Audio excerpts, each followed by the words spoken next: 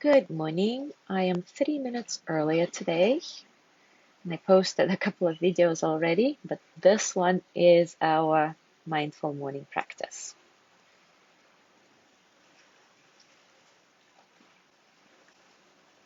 Good morning, Joey.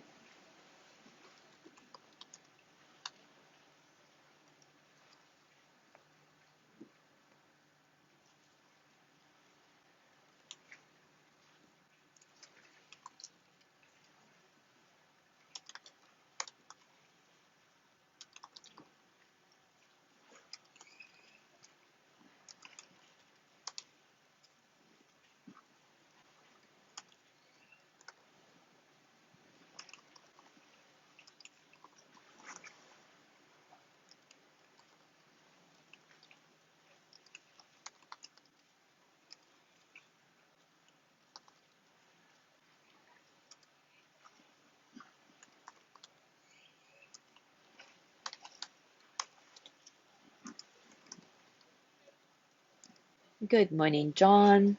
Happy birthday yesterday.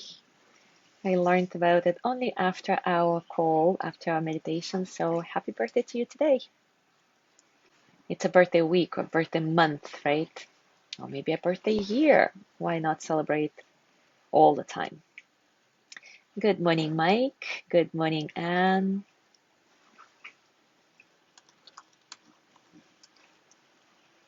Good morning, Gina.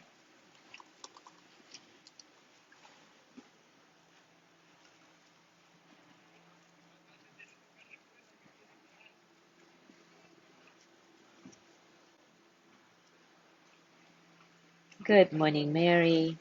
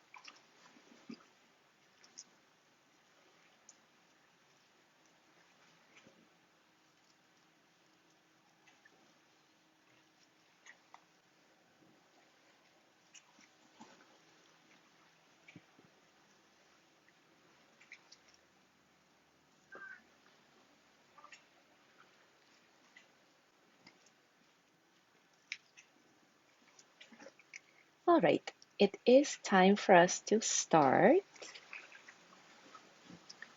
And today we will continue exploring the concept of equanimity, or upekkha as it's called in Sanskrit. And today we will look at how we can achieve this boundless state of non-reactivity to the constant changes that life provides inside us, outside us.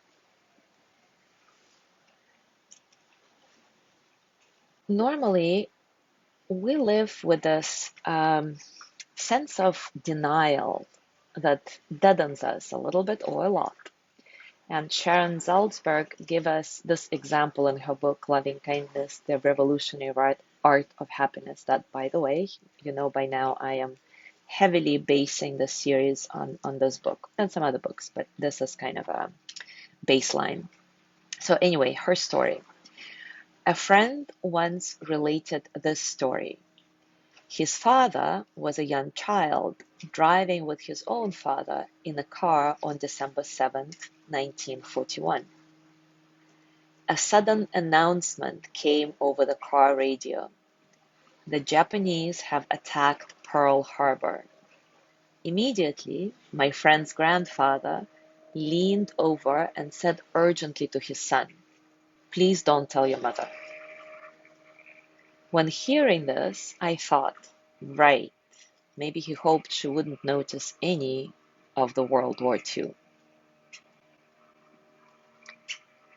When we define more and more experiences as something unacceptable to feel or to know, when we try to shelter ourselves or others in our lives from those unacceptable experiences, life becomes smaller and smaller. It gets very limited. On the other hand, when we become willing to experience everything, the confidence and certainty we once sought by denying change, we can find by embracing it. And we'll learn to relate to life fully, including the insecurity. What a concept. Being confident and secure even in the insecurity of whatever moment, whatever experience. And it is possible. And part of this full relationship is a careful examination of our reality. The Buddha talked about the 6 ways in which we experience the world. He called it the 6 doors of perception: seeing, hearing, smelling, tasting, touching, the 5 senses that we all know. And he adds another door, the mind door, within which there is thinking, feeling emotions, and seeing mental images. And those are all different for each of us.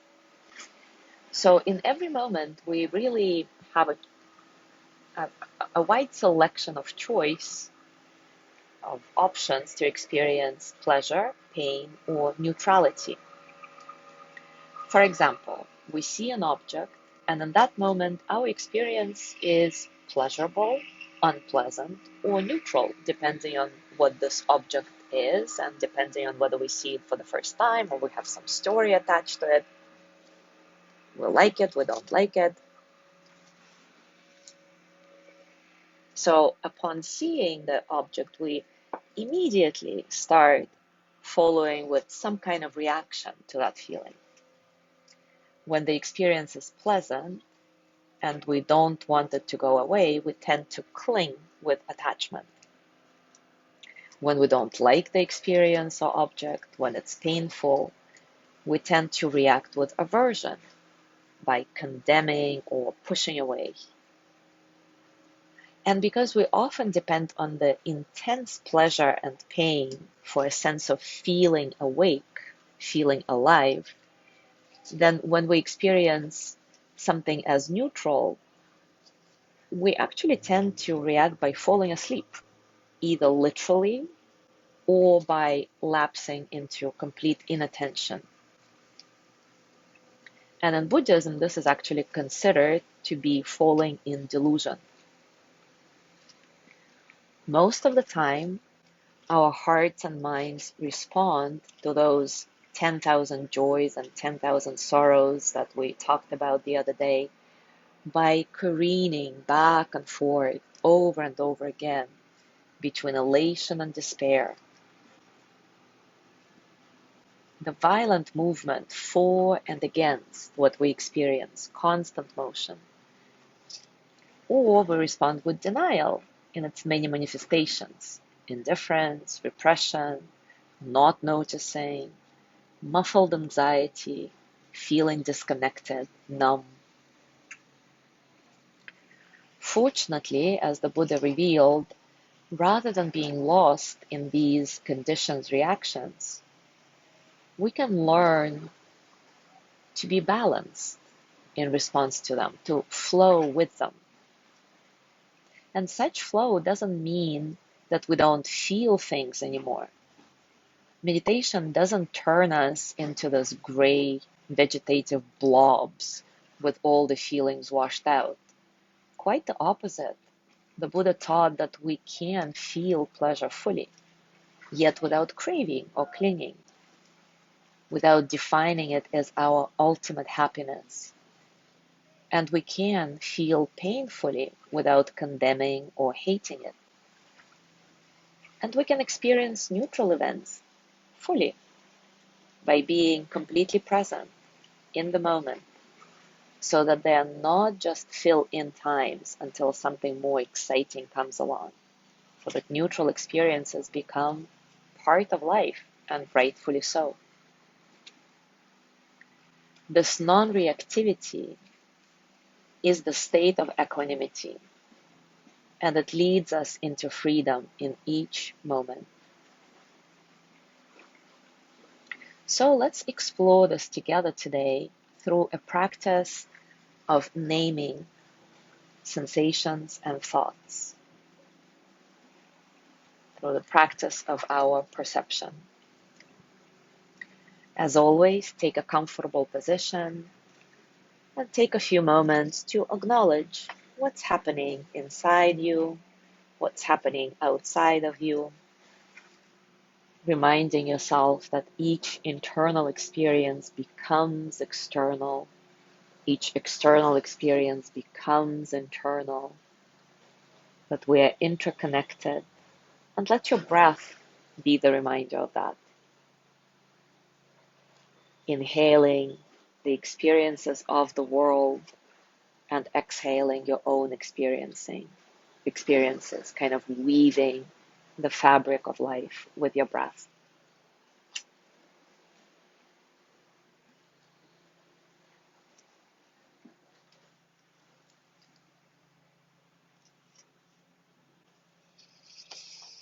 Scan your body from top to bottom, grounding with each exhale just a little bit more, trusting the support of the earth,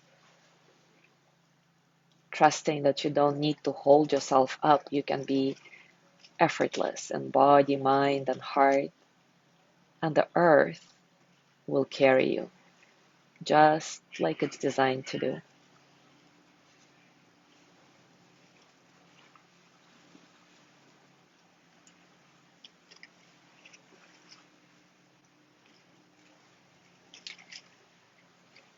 Research reveals that the act of naming your sensations activates prefrontal cortex, which is the area of your brain responsible for executive functioning.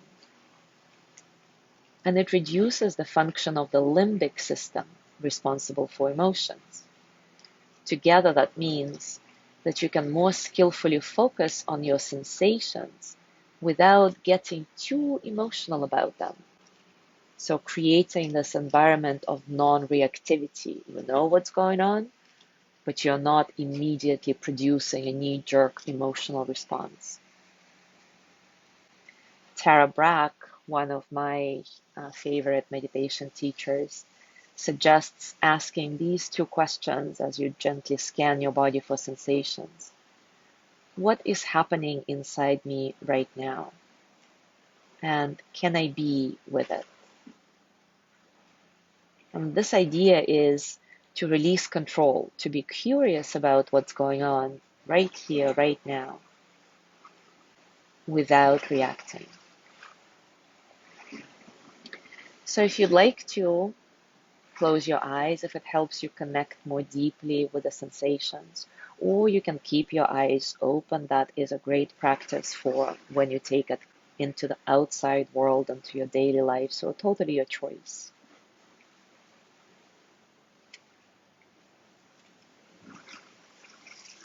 And as you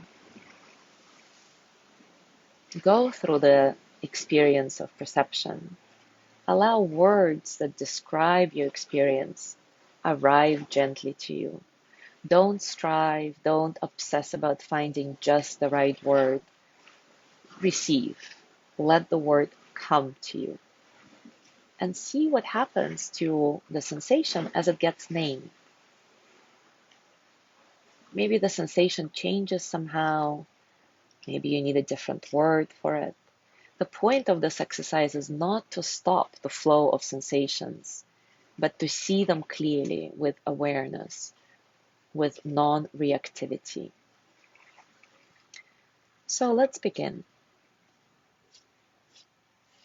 Scan your body from top to bottom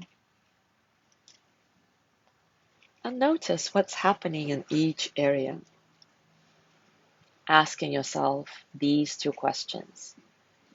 What is happening inside me right now? And maybe it's anxiety or joy, or I smell something pleasant, I smell something unpleasant. And then the next question is, can I be with it? I'll be silent for a few minutes, allowing you connect with your direct experience. And you can go in the systematic way, scanning your body, just noticing what happens area by area. Or if some sensations kind of jump at you, go for it. Focus on that. Or maybe it's a thought that jumps at you. Go for it. Name that. Worrying, planning, reminiscing, nostalgia, whatever it is. And then, can I be with it?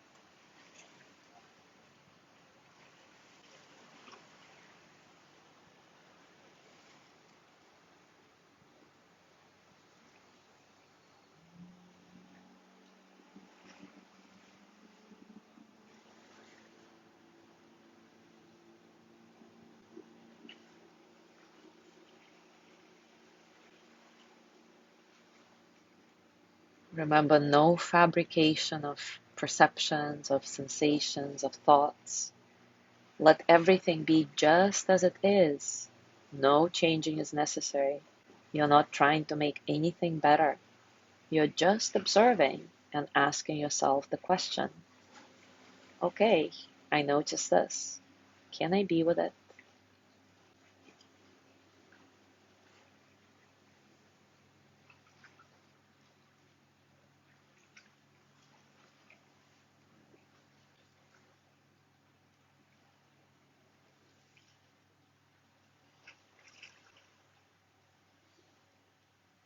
And another little tip is that you're not really obsessing about this naming exercise.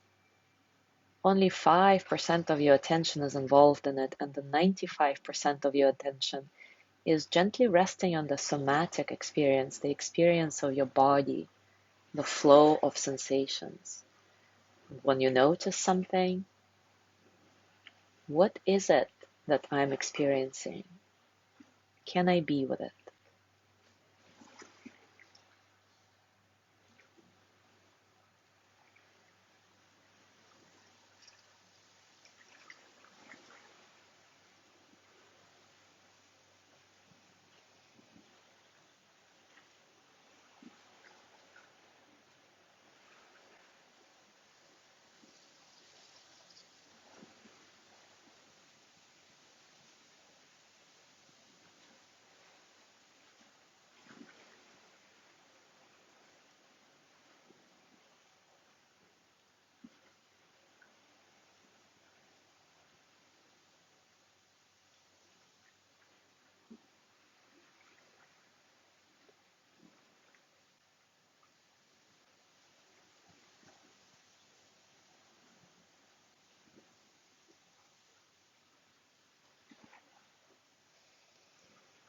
As you move through your day today, whenever you remember, I invite you to take a pause, if only for a few seconds. Inhabit this pause with all your senses, all your perceptions, and ask yourself, what is happening inside me right now? And can I be with it? And this exercise could be especially powerful if you could remember asking these questions in some heated moments of reactivity, when you have uncomfortable conversation, or when you are gearing up to do something you are not wanting to do. Can you go through this little exercise then? And even if you need to proceed with whatever is uncomfortable, see if you can proceed with more spaciousness, with less reactivity, remembering that you are much bigger than any of the experiences that you're going through. Thank you so much for being here. Have a wonderful day. I will see you tomorrow.